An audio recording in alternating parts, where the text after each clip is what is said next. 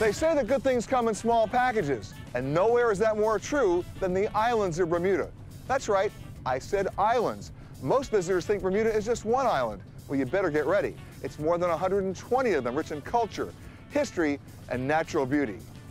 This is the Bermuda you don't want to miss. Get ready, I'm about to take you on my hidden gems of Bermuda.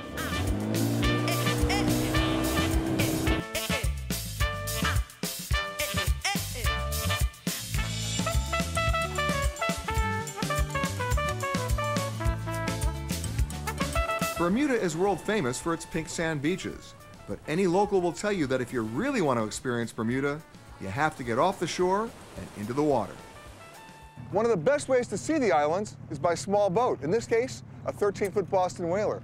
I spent my summers on boats like this, so to come back here to Bermuda and to be on a boat like this, it's like being home.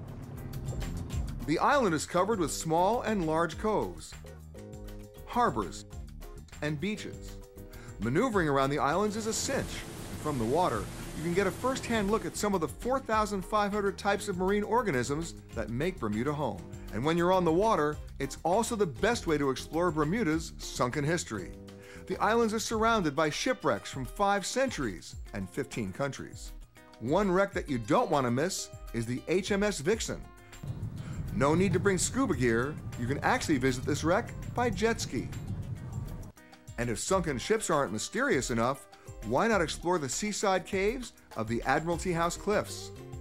These cliffs rise 80 feet high, but the real treat is exploring caves you can only see and enter from the water. One of the great things about Bermuda is that it has so many caves you can explore from ashore. But the coolest part are the inland caves, about 150 of them like this one, made out of limestone cap rock. Now I'm inside the grotto here at the Grotto Bay Beach Resort. And what's really great about this, take a look at the water. You just jump right in. Now that's what I call a swimming pool. The islands of Bermuda are linked with bridges and causeways, making it seem like one big island. But beyond the main islands, there are hundreds of other off-the-beaten-path islands you really need to check out. If you're on the far eastern side of Hamilton, then you have to go visit Nonesuch Island. It's actually a wildlife sanctuary.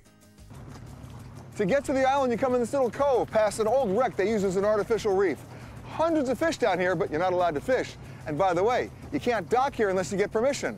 Here's the best part. If you ask for permission, you get it. Access to Nonesuch is officially limited, but the true story? Small groups are allowed on a prearranged basis to see and learn about seabirds and look at the chicks in their nests. Pretty cute, huh? The island's most special inhabitant is the cahao, a rare seabird that is the emblem of Bermuda. In fact, the cahao has a pretty interesting history. Most Bermudans thought the bird was actually extinct by 1620. But 330 years later, the cahao was actually found living on Nonesuch.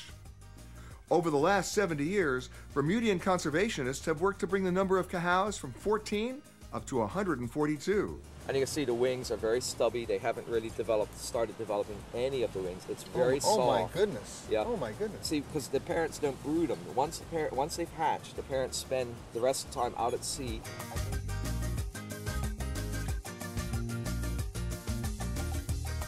If you're looking to rent a car in Bermuda, well, hey, you're out of luck. You need a Bermuda driver's license and you're not going to get one. Instead, you put on one of these and you get on one of these. It's a great way to see the island for about $40 for a 3-hour rental or $70 for 24 hours. You see the whole island up close and personal. But one piece of advice, they drive on the wrong side of the road here, so pay attention.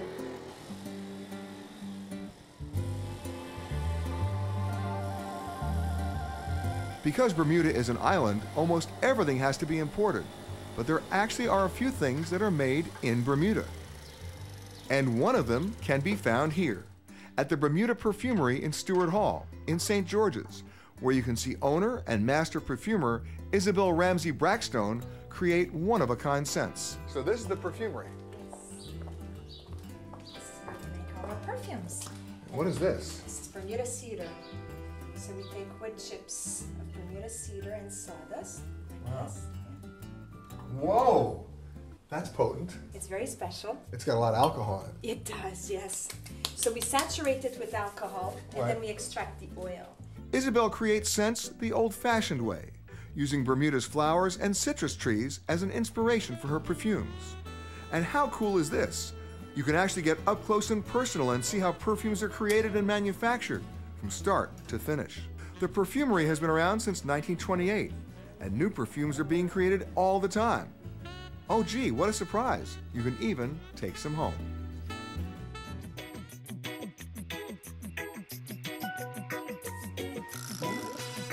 One of Bermuda's most unique products can be found here at Chartwell Apiaries, where beekeeper Randolph Ferbert keeps about 100 hives. Randy has been keeping bees for 39 years, and in return, they've been keeping him busy. Beekeeping is a passion for Randy, and his honey obsession includes a quirky museum where he has a collection of bee memorabilia and honey he's found from all around the world. A visit to Randy's apiary is a master's course in the art of honey production. This here is what we call the Observation Hive, and you can observe what the bees are doing here from their actions. And I can tell from here what's happening to the other hives in the outside. Bermuda's had a long-standing reputation as an elite travel destination, and with that kind of pedigree, well, it's not surprising you're going to find a lot of really good fine dining experiences around the entire country, like this one right here. And yes, it's good, and yes, it's fine dining.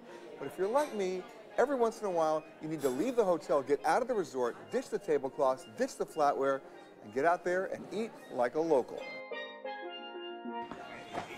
Now, if you're looking for authentic Bermuda food, you come here to the Fish Hut in Hamilton. Now, you're not going to find it in the brochures, it's not in the guidebooks.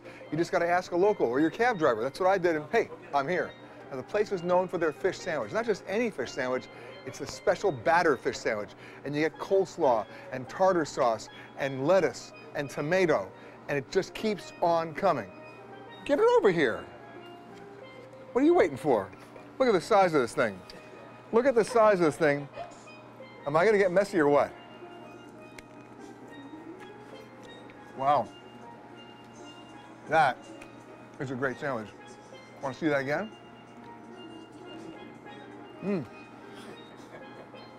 I told you, messy, but phenomenal. Boy, that was good. I'm just getting started. Watch. Bermudians might love their fish sandwiches, but that's nothing compared to their national obsession with fish chowder. There's fish chowder, and then there's Bermuda fish chowder. You can't get more local than the Black Horse Tavern, and you can't get more local than this fish chowder, which is made with rockfish. But we're just getting started because this tastes pretty good to start. Tastes very good, but then we add some sherry peppers, a little of that, a little black rum, and you got yourself a 3-alarm fire. And you'll need some of this, fish chowder and the beer chaser. Located on Ireland Island by Bermuda's famous dockyards, the Royal Naval Cemetery is also known as the Glade. It has memorials to those who died while serving the British military in Bermuda. Most first-time visitors to Bermuda, if they say they have a sense of history, might want to go visit a museum. That's fine. But for me, I come here to the Royal Naval Cemetery near the dockyards. These gravestones don't tell a story. They tell the story of how people lived and how they died. What I particularly like about this cemetery is that the giant gravestones don't only list the person's birth and death, they also go into detail about how they died. Want even more history? Then go to church. You heard me, church. Bermuda has more churches per capita than any other nation in the world, and each one has its own special story. And if you're in Warwick Parish, take a look at Cobb's Hill Methodist Church. With a steeple and tiny sanctuary dating back to 1827, it looks like a lot of the other churches on the island, but it has an amazing backstory. At a time when blacks were banned from worshiping in white churches, slaves and free blacks built the church in their spare time, including at night, by moonlight. Another Bermudian church with a very interesting story to tell is the Ethiopian Orthodox Church in St. George, where one man has spent more than a decade creating his own Sistine Chapel. In 1999, an Ethiopian monk named Abba Jebre Hiwot was brought to Bermuda to paint that mural. And 10 years later, he's still hard at work, covering the church with paintings of saints, angels, and stories from the Bible. But here's the best part. You can visit him here most days of the week and get a first-hand tour of his masterpiece. I've saved perhaps the best hidden gem for last.